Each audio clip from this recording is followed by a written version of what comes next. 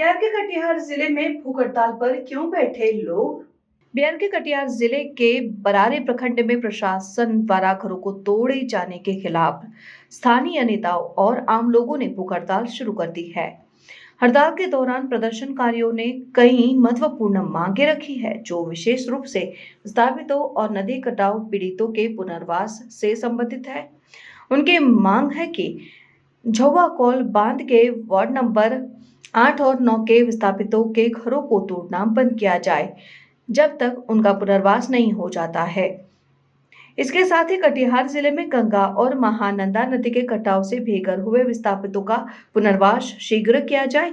लोगों का कहना है कि जिन विस्थापितों का जीवन विभिन्न बांधों, सड़क किनारे, रेलवे ट्रैक के पास और अन्य जगहों पर अस्थायी रूप से व्यतीत हो रहा है, उनके घरों को तब तक न तोड़ा जाए जब तक उनका पुनर्वास नहीं हो जाता।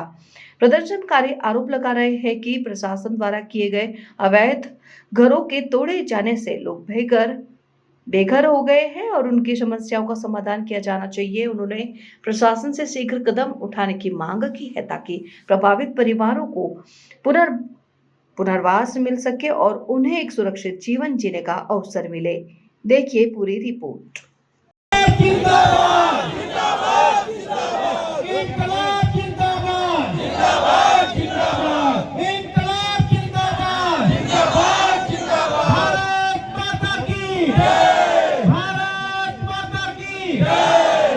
हमारी मांगे पूरी करो, पूरी करो, पूरी करो। हमारी मांगे पूरी करो, पूरी करो, पूरी करो। हमारी मांगे पूरी करो, पूरी करो, पूरी करो। इनकलाब जिंदाबाद, जिंदाबाद, जिंदाबाद। हम बोलेंगे हमारी मांगे पूरी करो। घूर रही हैं, जा रही हैं, घूर रही हैं 5 बेर से अभी कुछ नहीं मिला, लेकिन हमको अब जमीन घर सब उजड़ रही है। बांध पर सरकारी बांध से हमें भगा रहे हैं सबको, लेकिन अब हमको तो कोई नहीं बांट रही है। लेकिन हम आपको चाहिए, हमको अब हम लोग को चाहिए अब जमीन और कुछ चाहिए।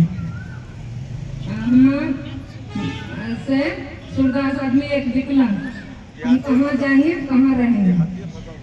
देहाती भाषा में बोलो, अपना भाषा में बोलो ना। दिन से आज नाम भूखले प्यासले यहाँ पर रहना से और कहीं हमरा नहीं जाना है। जब तक हमारा मांग पूरा नहीं होते तब तक हम कहीं नहीं जाएंगे। वाह, ताली मारो। अरे बोलो। इसलिए ये भूख हड़ताल जरूरी है और ये जरूरी है, इसमें आपकी भूमिका बहुत अहम हो जाती है।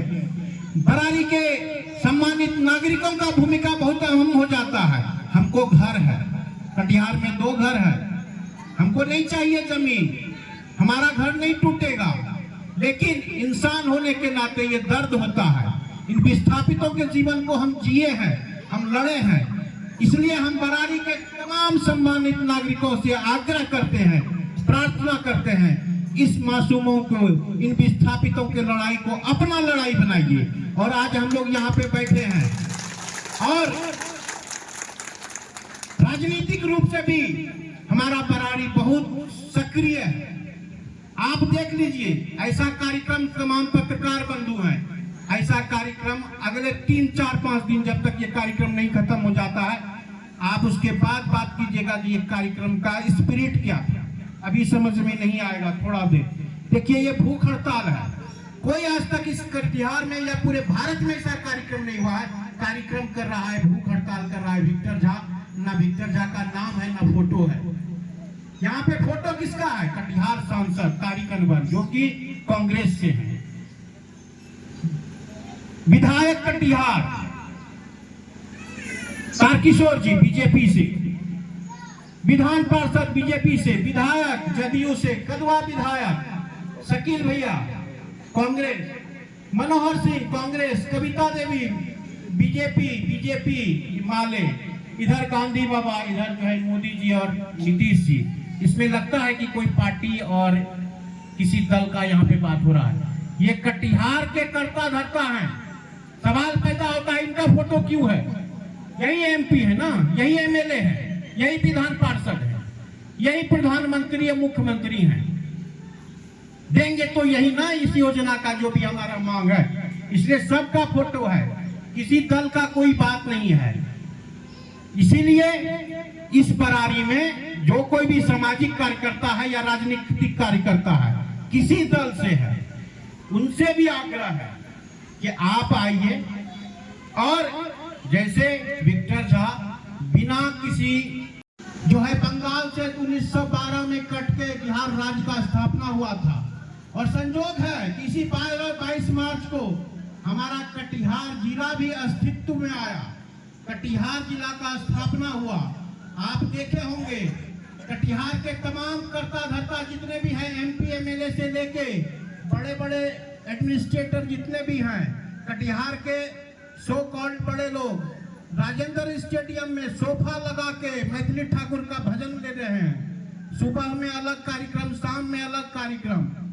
लेकिन किसी को यह चिंता नहीं है कि इसी स्थापना दिन के अवसर पर इन विस्थापितों को घरों को तोड़ने का प्रयास किया जा रहा है। ये लड़ाई उसी स्थापना के लिए है जिस स्थापना का जो है महिमा मंडन हो रहा है बिहार में, अगले 3 दिनों तक होगा।